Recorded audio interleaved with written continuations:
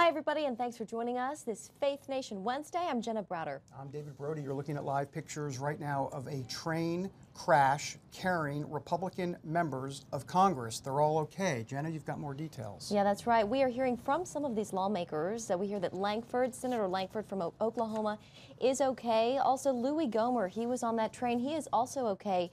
The person who is not okay was the truck driver. We've told that sources are telling CBN News that the status of the driver could be life-threatening. Steve Scalise, we're told he was not on the train. He was just tweeting how important it is to pray for everybody involved here. An ugly situation unfolding on those train tracks. Yeah, they were on their way to West Virginia. You know, this is an Amtrak train that goes from D.C. I've been on it actually before. It goes through Virginia to West Virginia to the Greenbrier, beautiful five-star hotel. Been there as well, so this is where exactly they would have met or they're going to meet actually for this big retreat where they'll talk about policy and all of that. And the president will be there. But yeah, this is not a good situation at all. We're still obviously getting details, but we want to get to Capitol Hill. Yeah, that's right. Our Capitol Hill correspondent Abigail Robertson is live on Capitol Hill with some more details. Hey, Abby. Hi, Jenna. So what we're hearing right now is this was a chartered train, so it is just members of Congress and their staff and families, and it's heading, as you said, to the Greenbrier in West Virginia. We know Speaker Ryan was aboard the train, but I've heard he is okay, and other members are saying that they are treating minor injuries on the train, but the serious injuries right now appear to be the truck driver, who we're hearing reports that he might have been thrown from the truck, so definitely lift him up in prayer. And we're also hearing just from other senators who were at the congressional baseball shooting that this is really taking them back to that moment. That was just 7 months ago. And a lot of lawmakers right now are stepping up and treating those on the train with injuries, and just continue to lift up everyone involved in your prayers. All right. Thank you, Abigail Robertson, live for us at the Capitol. Well, CBN News will continue to monitor this story. And for all of the latest details, make sure to check out cbnnews.com, also here on Facebook and our Twitter page as well. Yeah, one last element to this, and it involves the White House, and that's where we're heading now. Hogan Gidley, Deputy Press Secretary, joining us from the North Lawn. Hogan, obviously the reaction, give me a sense of what's going on at the White House and if there's any prepared remarks at this point. Well, I have a statement here, David. Jenna, I can read it to you. I'm just going to read it verbatim so your viewers can have it. The president has been fully briefed on the situation in Virginia and is receiving regular updates. There is one confirmed fatality and one serious injury. There are no serious injuries among the members of Congress or their staff. Senior administration officials are in regular contact with Amtrak and state and local authorities. Obviously, our thoughts and prayers are with everyone that's been affected by this accident. Okay, Hogan, thanks. Quick follow-up. Any sense of where the president was when he received the news? Do you have that detail at all? He was in the Oval Office. Okay, and someone brought the news to him at that point? I believe so, yes, sir. It's been a very difficult last several minutes, but we have the information, and obviously we're dealing with all the relevant stakeholders at the local level, at the federal level, to try and help out any way we can. Hogan, let's get to the State of the Union address from last night. Give us the sense at the White House. What is, one word you would use to kind of characterize how the White House thinks it went? Ecstatic. I think it was a phenomenal speech. I think it was bipartisan. It was an olive branch to the left that, for whatever reason, has chosen to put their hatred of Donald Trump above the American people. And that's sad. I mean, there were several points at which the president made comments that are clearly bipartisan that people should stand up for. I mean, the lowest unemployment amongst African Americans, the lowest unemployment amongst Hispanics in recorded history. Democrats didn't stand up. When the president said, I think we should all stand for the national anthem, Democrats didn't stand up. When he talked about our motto, In God We Trust, Democrats didn't stand up. So it was a very stark contrast as to where Democrats are in their mentality, which is anything this president puts forth, they're against it. It doesn't matter if it greatly affects them in a positive way, if it is bipartisan in nature. It doesn't matter, in fact, if they voted for these very same principles a decade ago, or they supported lower taxes, supported lower corporate tax rates. It doesn't matter they voted for a wall and to end the chain migration and the visa lottery. They voted for these things. The president put forth common sense solutions to problems that have been facing this nation for the better part of 40 years, and Democrats literally sat on their hands. Hogan, I want to ask you about that line that the mainstream media is attaching onto this quote, Americans are dreamers too, and I figured the White House might receive a bit of flack, especially from the mainstream media. I'm wondering about that line. Some will say it's political, and my question to push back a little bit is, we know Americans are dreamers in the sense that the president spoke a lot about America. 82 times he mentioned America. So was this line necessary? Well, it was, in the sense that this is all about the American dream. I mean, the president is trying to reinstill that and allow everybody to reach and achieve as high as they possibly can. And we hear so much from Democrats about the dreamers. And that's something important that the president said he wants a bipartisan solution for, and will work with them to get it. But the fact is, Democrats have drawn a line in the sand here. They've decided to stand up for hundreds of thousands of people here unlawfully and illegally, as opposed to hundreds of millions of American citizens. I have no idea why they've done it, but it's a very odd decision on their part, because the president is offering 1.8 million people a pathway to citizenship. That's 3 times what President Barack Obama offered, and for whatever reason, he's still vilified for it. It makes no sense to me. Hogan, let's talk about the mainstream media and the reaction there. You may have seen this. This is Van Jones from CNN. He says, the president is selling sweet-tasting candy with poison in it. Your reaction? Well, unless people keeping more of their own money as poison, then I guess he's right. If the American people actually seeing infrastructure that's safe in roads and bridges, I guess he's right. I guess if the American people don't want to fix to DACA, and the millions of people here who are here illegally, I guess that's right. I guess if the American people don't want to see more money in their paycheck from tax cuts and a boosted economy, I guess that's right. I will say this.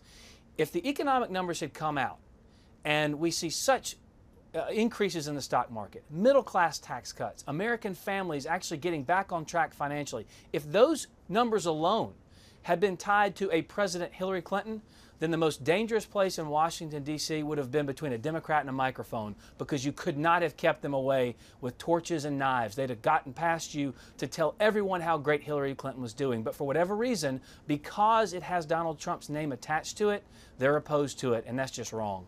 Hogan, last question for you. I got to ask you about the memo. John Kelly just saying about an hour ago, yeah, we're going to release the memo. We even heard Donald Trump saying we're going to release the memo. What is the latest on that as it relates to that Pfizer GOP memo? And what's the sense behind why the White House would want it released? Well, the president has been very clear. He wants 100% transparency all of the time. He said that on multiple occasions. We obviously received the memo. The president is reviewing it with his national security team and also with his White House counsel to find out the proper path forward. Obviously, the president would never do anything that jeopardizes the American people or national security, so they're going to look through it first. But the president wants transparency, and he's been clear that he is a staunch supporter of the rank-and-file members of the FBI. He thinks they do an incredible job and they work harder than just about anybody. But he has showed some concern, and there are some troubling reports coming out about higher-ups at the FBI who were in charge of a Hillary and Clinton investigation, who for whatever reason, I guess their own personal biases, showed extreme bias for Hillary Clinton, but against Donald Trump. Those reports are out, and that is obviously troubling here. All right, White House Deputy Press Secretary Hogan Gidley. Hogan, always great to have you. Thank you all both very much. All right, Amber Strong here in the social seat, and a lot going on in the social seat, not just reaction, but we got the train crash as well. It's a big day all around, from the State of the Union to the train crash, to members of the GOP retiring. There's a lot of breaking news that we're following right now. A lot of people saying the president's first State of the Union was a success, but we want to know what you think. Weigh in, comment below, let us know how you think the president did, and we'll be back in a little bit after this very short, tiny break. We promise to read some of your comments. All right. We're going to do Mark Lauder here now. State of the Union, too. That's right. All right. Well, Mark Lauder is the former press secretary for Vice President Pence and a special assistant to the president, and he's here in the studio with us now. Mark, thanks so much for joining us. Thanks for having me. Mark, you got to unpack this speech a little bit. We heard a lot of promises last night. You know, one of them, 1.5 trillion invested in infrastructure. You know, the president always said, remember the president, oh, this is going to be easy. We should have started with it. It's going to be easy. Is it as easy as it looks? Because it seems like it's getting a bit harder as we go along here. Well, none of these issues are easy, or they would have been done before. And I mean, let's go back. I mean, even President Obama with supermajorities in Congress couldn't deal with immigration, didn't do anything about infrastructure enough. And I'll tell you, before I came to the White House in Washington, D.C. with the vice president and the president, I worked for state and local government most of my career. Roads, bridges, potholes, those are the things that the American people are really concerned about. Democrats have always been champions of infrastructure, and yet, again, because we see this president, our president's name attached to it, the only answer we get is resistance. Now, Mark, he was talking about terrorism. The president said, we're going to treat terrorists like terrorists. What does this actually mean? It means we're going to stop treating them like normal criminal defendants that we would see in our American court system, and we're going to treat them like enemy combatants and enemies that we find, you know, on the field of battle. By reopening the Guantanamo Bay detention facility, or keeping it open, it gives our military, our intelligence operations, the opportunity to get as much information from these terrorists as possible, but also ensure that they do not get released onto the battlefield, where in many cases under the previous administration, they would be released, we would find them again fighting against American interests and that of our allies. Let me switch to a little bit of the strategy, midterm elections. You know, the whole sense here is that, oh, Democrats, they got a shot. They can take back the House, and, you know, it's doom and gloom if you listen to the mainstream media. What is the messaging, though, that the Republican Party, the White House, needs to have going into these midterm elections to be successful? Where are you laser targeting? Well, right now we've got 10 House seats, or 10 Senate seats, where Democrats currently occupy those seats. Those were states that President Trump won. Yeah. We also have some very competitive seats in the House of Representatives that we're going to need to focus on to keep control. But here's the key, and I think when you break this down to what it really is, we're talking about one party that put more money in your pockets. And you're going to see it starting next month. We have one party that is championing the policies that led to the economic explosion that we're seeing across this country. And we have on the other side people who have voted in lockstep to stop those things. We're not going to close the government down and not pay our military. We're going to keep the government open. So when you get down to those fundamentals, Republicans are going to be in a very good position to make that case, especially with the strong economy and the president's leadership. I think we can get there. And we're also we're hearing that Representative Trey Gowdy will not be one of the lawmakers to run for re-election this midterm season. Mark, regarding the midterms, what's the soft spot for Democrats? Where do you think Republicans can really target them? Well, I think the biggest thing is it's results. It's going to be results versus resistance. And I think that is going to be the fundamental message that we go into, because so far we have not seen any kind of message coming out of the Democrats. They're not even willing to negotiate on areas where there should be agreement. So it's going to be very difficult for Democrats, especially those in states where the president won, or in districts that lean typically Republican, to explain why they want to take money out of your pockets, why they don't want more job growth, why they want to stand against our military.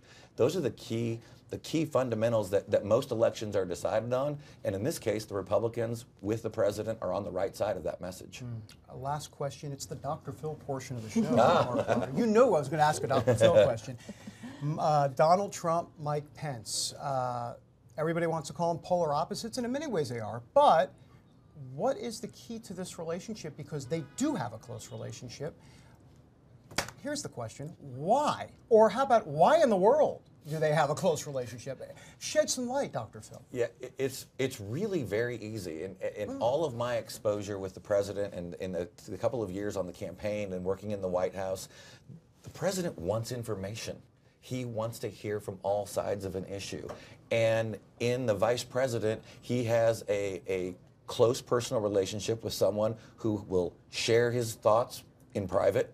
They will discuss things back and forth. The president makes the call. The vice president goes out there and champions that.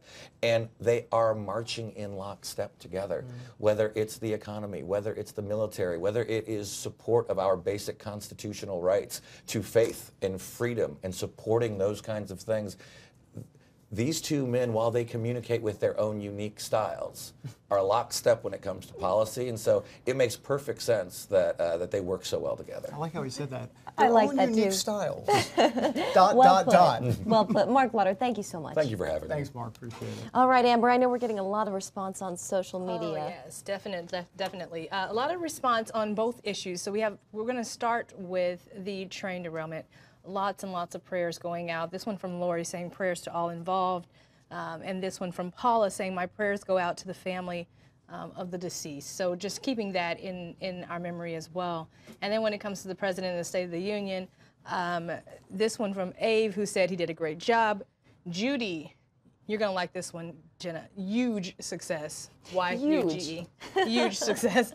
And Connie, who weighed in, I think, a little bit more to what we were talking about, the congressmen and women who said, we need term limits. We need more term limits when it comes to Congress. So definitely a hot topic today. So keep them coming. Keep weighing in. Keep letting us know your thoughts on everything definitely. going on.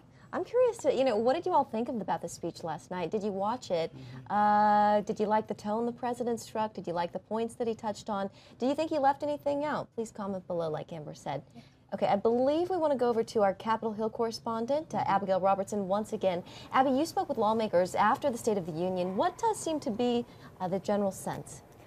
Well, I think it depends on what side of the aisle you're speaking with. Democrats, if you saw in the cutaway shots of their reactions, they weren't really receptive to much of what the president was saying. But Republicans thought it was a very strong moment for the president. They were very pleased with the speech. They think he touched on a little bit of everything, and they're excited to get to work, putting the policies he laid out last night into action. I have respect for the office, I really do.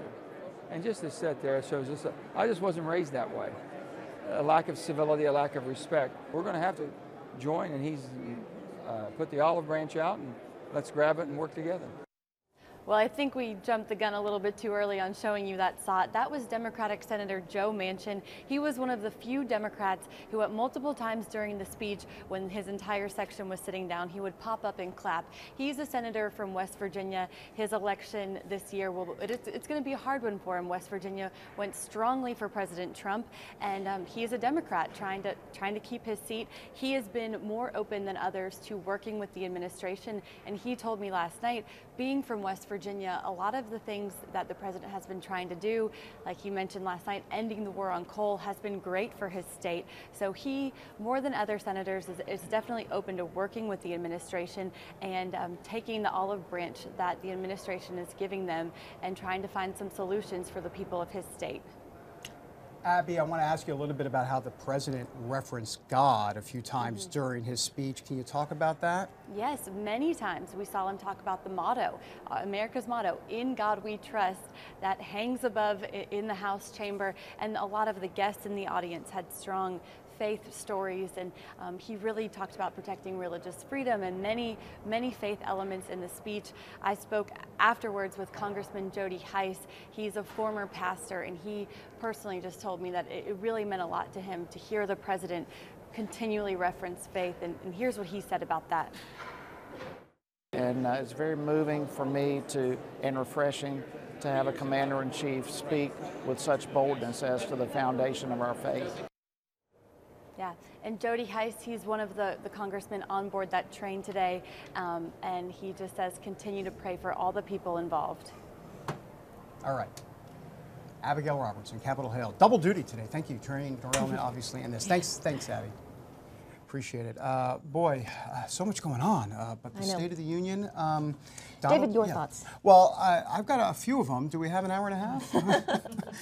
Speaking about an hour. How about the abridged version? Yeah, the abridged version. Thank you. Here's the Cliff Notes version. There you go. By the way, speaking about an hour and a half, it was about an hour and 20 minutes. It was long. Yeah, and Bill Clinton was like, please don't go 8 more minutes, because he was an hour and 28 minutes. Right, which was the record. Which was a record. Right, and so Bill he got Clinton. close. Yeah, and you knew Trump was like, maybe he was like letting it go a little longer so he can get the record, but he didn't. There's so many things I want to say. Look, I believe this was an I Love America speech. This was pro-America. What the mainstream media doesn't get, what Democrats don't understand, is that message resonates not just with the base. See, they think, oh, it's just the Trump base that resonates with. Wrong.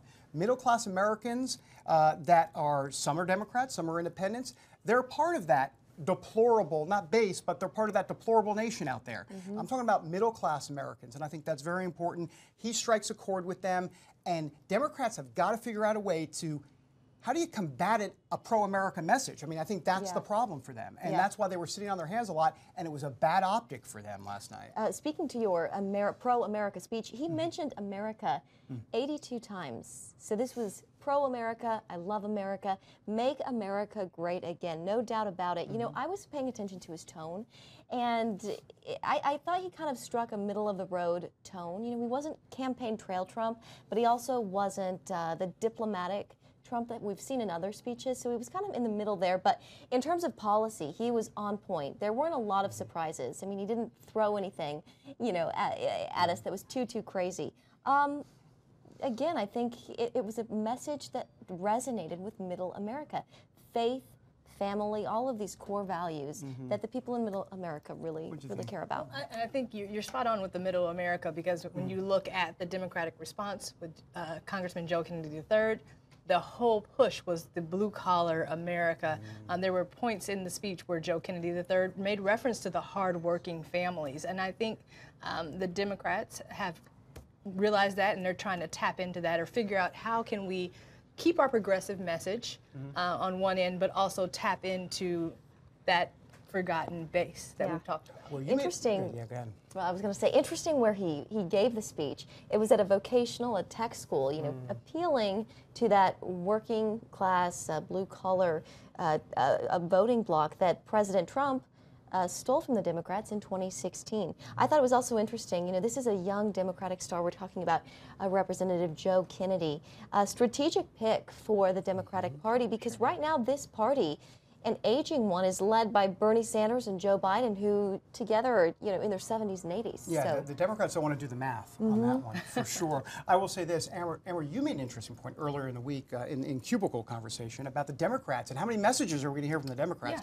I wanted you to bring that up because I thought that was very interesting. Yeah, so last night we had at least 5, I lost count, at least 5 different responses. So there was a Spanish response, there was the official response from Joe Kennedy, there was Bernie Sanders' progressive response on Facebook, Congresswoman Maxine Waters had a response on BET. And I think the people who are supporting that say that's the Democrats, we're the big tent party, and our point is to represent everyone. The concern, however, is that may work in midterm elections when you're trying to represent everyone. I'm not sure how that's going to play out when it comes to 2020, and you're trying to figure out who is this party and who are we trying to elect and who are we. So I think there's some nailing down that's going to happen before 2020. I think if you're going to beat Trump, you better all be on the same page, or you're going to be in some trouble. It'll be an interesting fight. Yeah, for sure. All right, well, still to come, immigration takes center stage at the State of the Union. We'll break down what the president had to say about that. Israel and the Middle East, center of the world for thousands of years, and still creating headlines that reach back to the Bible. Hosted by award-winning correspondent Chris Mitchell, Jerusalem Dateline brings a Christian perspective to events that literally change history. Whether it's the front lines or underground, Jerusalem Dateline is your window to Israel, Jerusalem, and the Middle East. Contact us at the address on your screen. Well, he is the president of the Family Research Council and a member of the President's Faith Advisory Council. Tony Perkins joins us now via Skype. Tony, thanks for being with us. Hey, great to be with you all today. Tony, there was a speech last night, you may have heard of it, State of the Union. What did you think? You know, in God we trust. Boy, I tell you what, he punched that line pretty hard. What'd you make of it, Tony? It was a remarkable speech, and that's not something I say lightly. I mean, I study speeches. I love to explore communication and how people communicate. You know, Ronald Reagan, a great communicator. I will have to say it's one of the best speeches I've heard from that chamber. And it was, you know, not only in the delivery, but I tell you what was most powerful is how he successfully wove stories of the American people, stories of heroism, stories of sacrifice, stories of patriotism, stories of compassion and commitment. It was a remarkable speech. You know, Tony, going off of the stories that you just mentioned, there was a bit of a compassion, a lot of compassion, really, laced throughout the speech. And yesterday at the network anchor luncheon, David and I were there, and he talked about the need to govern with heart versus, when he was a business person, it really had less to do with heart and was more about money, the bottom line. You've gotten to know this president pretty well. Talk about this more compassionate side to him. Jenna, that's a great point, because back in August of 2016, when he was the Republican nominee and I was serving as interim pastor of a church in Baton Rouge, and I appealed to him and in his campaign to come down, and they came down to view this the landscape of this massive flood in the Baton Rouge area. He and Mike Pence came down, and I rode with him, Franklin Graham, and Mike Pence through several devastated neighborhoods. And the compassion that he showed, the true human interest that he showed, stopping the Secret Service so he could get out and go talk to families who were dragging their possessions out to the road, it did show a side of him that the public does not see, and it's a side that I have seen consistently. And I think last night, I actually think we got a better glimpse of the president and who he is than we have in the campaign and in the last 12 months. Tony, last question before you get out of here. Since you are here and you're a member of the President's Faith Advisory Council, what are those evangelical priorities in 2018? He's done so much already, but in 2018, where do you see this going for evangelicals, and what kind of counsel are you and that Faith Advisory Council giving him on certain issues? Well, when toward the end of his speech, when he talked about the North Korean gentleman who grew up under the dictates of communism and hunger, and now is sharing the truth as he came to know Christ and is now telling others about that freedom, that ties right in with the fact that tomorrow we will see the president's ambassador at large for religious freedom, Sam Brownback, sworn in. And I believe I've already talked with him, he's going to aggressively begin what has been lost in the last 8 years, and that is taking that message of religious freedom. So I look to the president to continue the drumbeat for religious freedom, both here and abroad. And I think we're going to see him building on a lot of these policy accomplishments of this year, of this past year, in this present year. So I'm pretty excited about what the president cast as a overarching vision for America. Tony Perkins with the Family Research Council. Tony, always great to have you. Thanks so much. Great to be with you guys. Have a blessed day.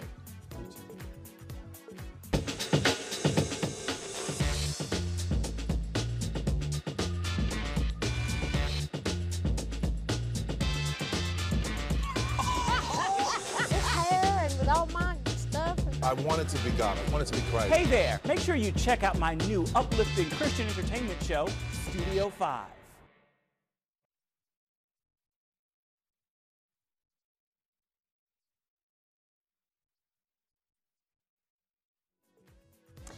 Immigration and national security were two big talking points during the president's speech last night. That's right. Our national security correspondent, Eric Rosales, joins us now for more on that. Eric, good to see you. Yeah, good to see you, David. Guantanamo Bay. Guantanamo Bay.